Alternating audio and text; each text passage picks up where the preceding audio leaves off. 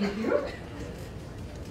So, some great tips for getting things started off on the right foot. Whatever side you turned to last time, turn to the other side. Take a breath. Don't forget that. One trick I heard is you can breathe out. If you breathe out as much as you can, your body will naturally relax, because that's a signal that if I'm breathing out, I must be relaxed. It's okay. So then you'll automatically breathe in because you're out of air. So that's a little tip for you. Look at that wall. How does the room look like from that perspective? Who do you see now? Who's next to you? Just take that moment. All right, wiggle a little bit. Okay, next up, we have Allison and Carrie and Eric, who are going to share with us some of their perspectives on, now that we've gotten started, how do we keep the momentum going in the class through the types of feedback that we do? Yeah, you're okay with me going, right? So,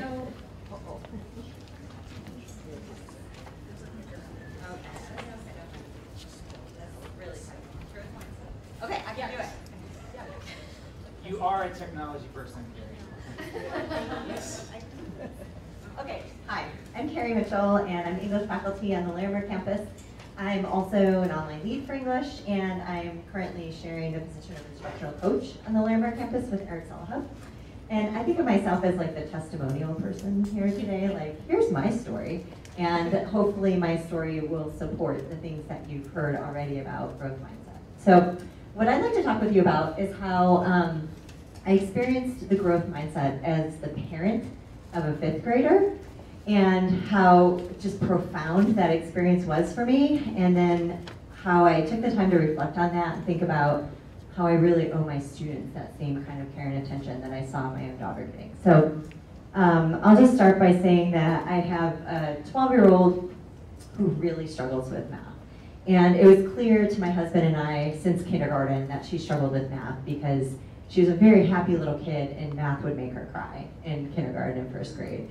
And it's been a struggle all throughout her entire elementary school experience because she comes home with homework, as most kids do, and the homework's supposed to take about 15 minutes, but it usually takes her about an hour and a half.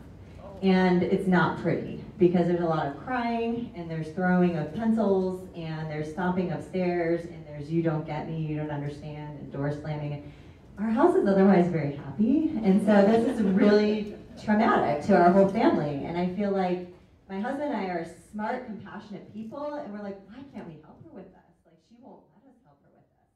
So it's kind of a trauma spot in our family, math.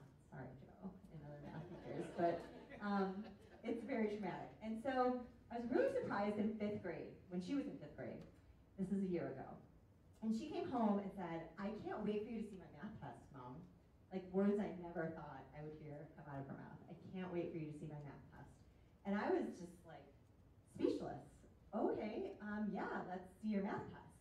So she went, got it out of her backpack, and she brought it up to me. And this is it. I actually have it right here. So Stephanie, tell me what grade you see. 34.5 out of 54. So what is that, the percentage? 64%. She got a 64%. She was beaming. And so she's like, here you go. And I looked at it, and I was kind of expecting better than a 64. I was like thinking maybe an 80 or something like that. I mean, call me crazy.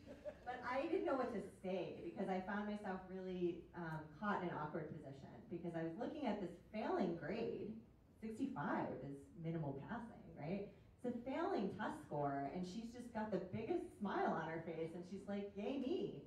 And I was like, wow, okay, well, maybe we should talk about this. And so she said, well, wait, I think for you to really understand this, Mom, you need to flip it over and look at the little note that my teacher put on it.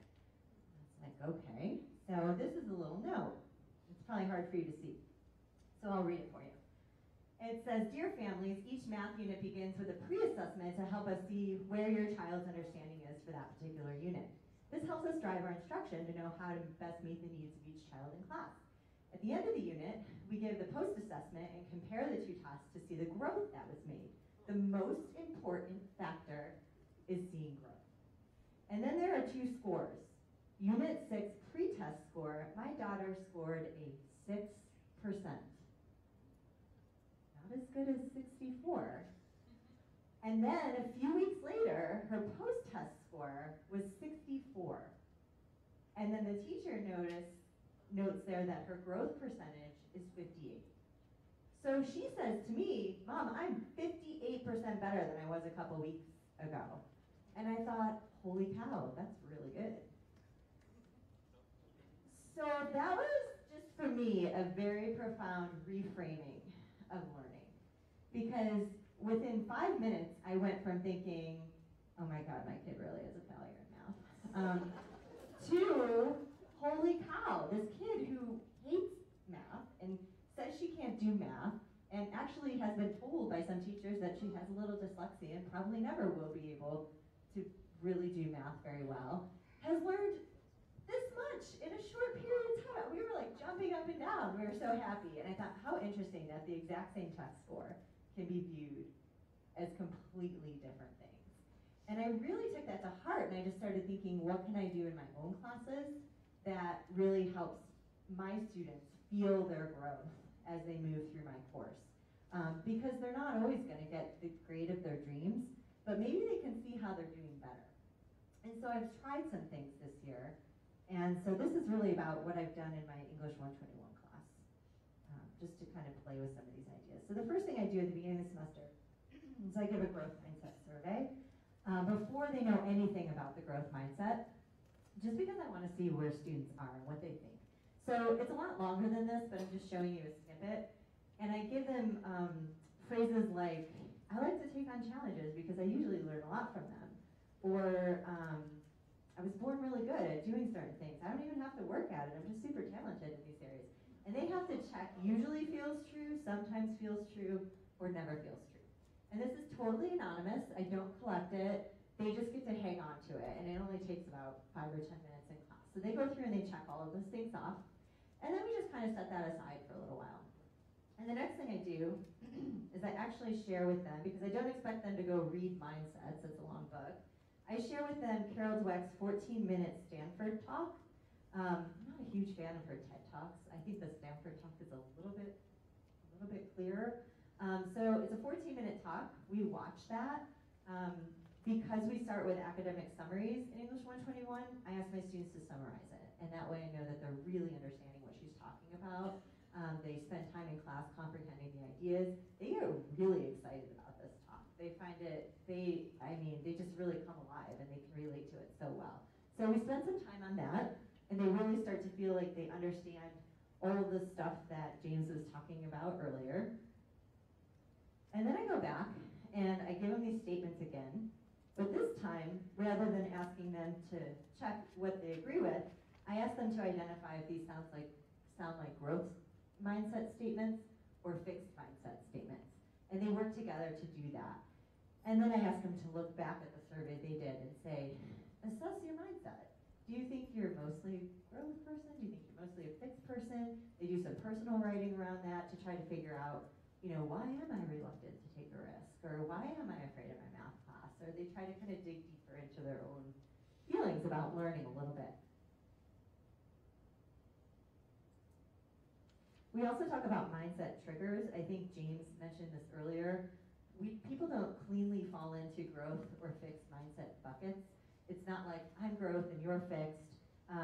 We tend to have situations that trigger a fixed mindset. So if I feel really safe, going back to Kathy's talk, if I feel really safe in a certain class, I may be willing to take risks and engage in a growth mindset. But let's say that you're my daughter and you enter a college math class, that may trigger a fixed mindset for you for some reason, and you just feel like in that context you can't be open to growth. People can trigger fixed mindsets too. Being around certain people can make you feel like you can't take a risk or grow in a certain way. And so we talk about that because I want my students to know because they can actually use a fixed mindset to judge themselves about fixed mindsets.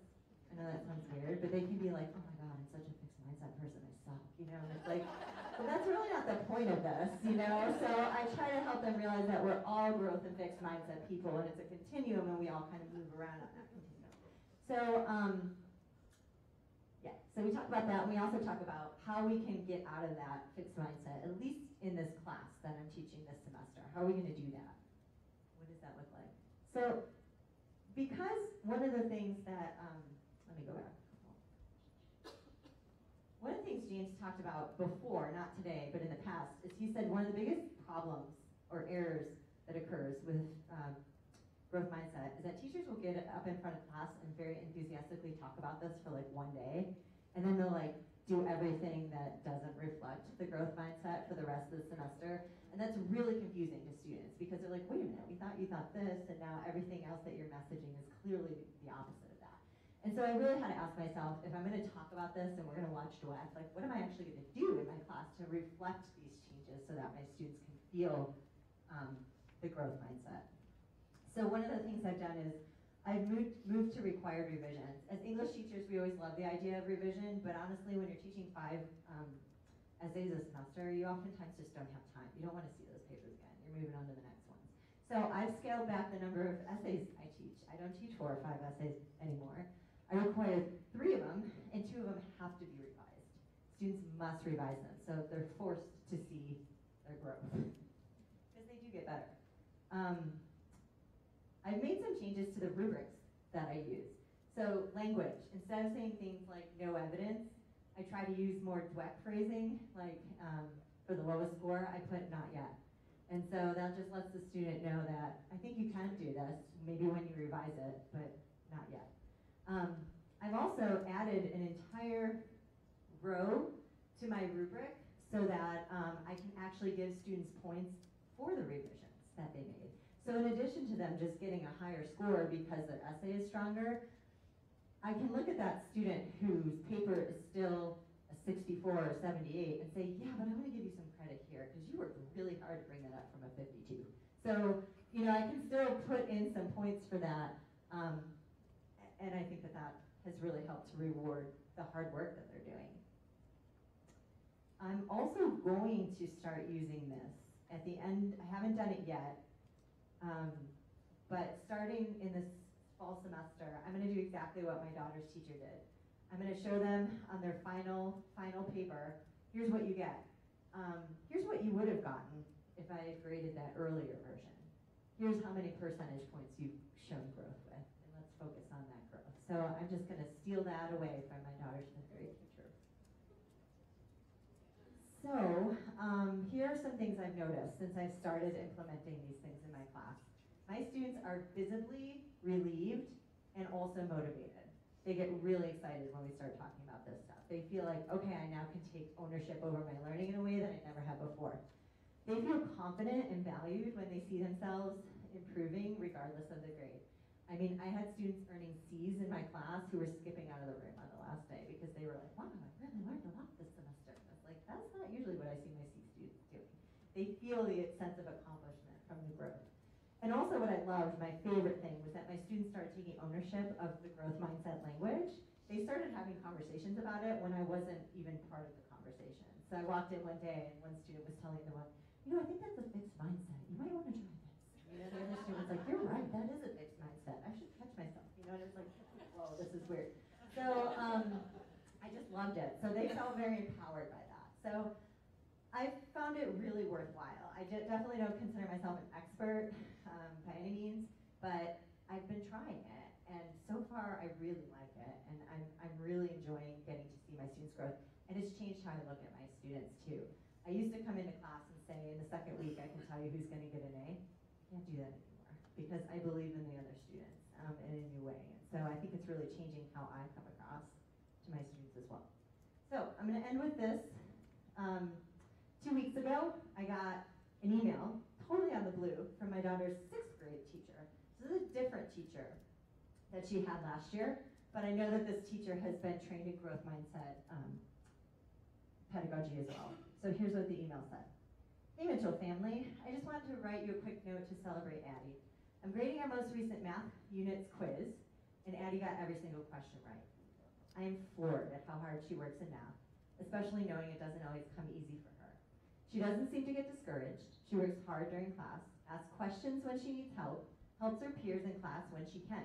I could go on, but I just want to thank you guys for the support you give her at home. We don't give her any support at home.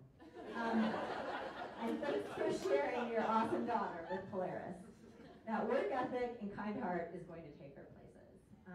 So anyways, I just ask you to think about we started by talking about teaching as people, right? And that it's not the mechanics, it's the people. So it really is. And I'm one of those people who's been deeply affected by this kind